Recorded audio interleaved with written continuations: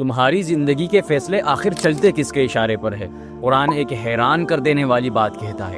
کیا تم نے اسے دیکھا ہے جس نے اپنی خواہش کو اپنا معبود بنا لیا ہے؟ غور کرو، یہاں بتوں کی نہیں خواہش کی بات ہو رہی ہے۔ مطلب مسئلہ صرف یہ نہیں کہ انسان خدا کو مانتا ہے یا نہیں، اصل سوال یہ ہے کہ انسان عملی طور پر فالو کس کو کر رہا ہے۔ تم کہتے ہو میں خدا کو نہیں مانتا، لیکن غور کرو، ہر دن تم اپنی مرضی سے گزارتے ہو۔ تم اپنی خواہشات، اپنی سوچ، اپنی خوشی کو معیار بنا لیتے ہو۔ وہ دراصل تمہارے اندر ایک چھوٹے خدا کی عبادت ہے۔ تم نے اپنے اندر ایک چھوٹا تخت بٹھا لیا ہے اور ہر فیصلہ اسی کے مطابق کرتے ہو۔ ہر شخص اپنی سوچ کا غلام، ہر شخص اپنے دل کا قاضی۔ اور یہی وہ دنیا ہے جہاں ظلم، الجھن اور خوشی سب سبجیکٹو ہو جاتی ہے۔ اب آتے ہیں اصل سوال پر۔ جدید سائیکولوجی میں ایک اصطلاح استعمال ہوتی ہے، مورل سبجیکٹزم، یعنی جب انسان خود ہی صحیح اور غلط کا آخری جج بن بیٹھے۔ سننے میں یہ آزادی لگتی ہے، مگر ریسرچ ہمیں ایک عجیب حقیقت دکھاتی ہے۔ جن معاشروں میں صحیح اور غلط صرف ذاتی رائے بن جائے تو ٹرسٹ کم ہو جاتا ہے، دھوکہ بڑھتا ہے اور لوگ اندر سے بے چین ہونے لگتے ہیں۔ اب اپنے ارد گرد دیکھو، کیا واقعی ہم زیادہ آزاد ہو کر زیادہ پرسکون ہوئے ہیں، یا اندر ایک بے چینی بڑھ گئی ہے؟ مثال کے طور پر اگر کل سے ٹریفک سگنل اختیاری کر دیے جائے، ہر بندہ کہے گا میں اپنی مرضی سے گاڑی چلاؤں گا، تو کیا ہوگا؟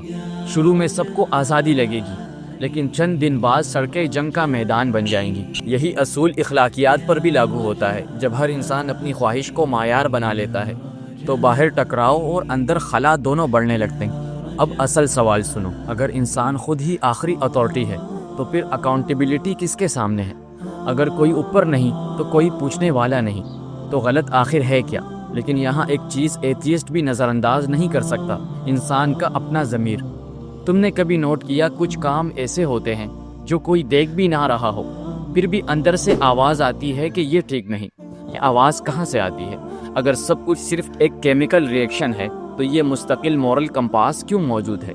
یہی وہ اندر کی آواز ہے جس نے ہر دور کے انسان کو اپنے سے سچائی کی طرف دھکیلا ہے۔ اسلام اسی جگہ آ کر بات کو کلیئر کرتا ہے۔ اسلام یہ نہیں کہتا کہ سوچنا چھوڑ دو، اسلام کہتا ہے سیدھا سوچو۔ اسلام ڈراتا نہیں، اسلام گائیڈ کرتا ہے۔ وہ ہمیں بتاتا ہے کہ ہماری خواہشات بدلتی ہے، ہمارا موڈ بدلتا ہے، ہماری رائے بدلتی ہے، لیکن ایک معیار ایسا ہونا چاہیے جو کبھی نہ بدلے، اور وہ معیار اللہ ہے، جو نہ خواہشات کے تابع ہے، نہ کسی کے پریشر میں آتا ہے، اور جس کے سامنے بادشاہ اور مزدور دونوں برابر جواب دہ ہے۔ یہی وہ پوائنٹ ہے جہاں انسانیت کو پہلی بار کلیئرٹی ملتی ہے کہ آزادی کا مطلب بے لگام ہونا نہیں، بلکہ صحیح رہنمائی کے ساتھ جینا ہے۔ اب ایک لمحہ رک کر خود سے سچ سچ پوچھو، کیا تم واقعی مکمل آزاد ہو، یا خاموشی سے اپنی خواہشات کے پیچھے چل رہے ہو؟ اب فیصلہ تمہارے ہاتھ میں ہے، خواہش کی آواز کو فالو کرنا ہے یا خالق کے حقیقی رب العالمین کی رہنمائی میں ایک واضح، متوازن اور بامقصد زندگی جینی ہے۔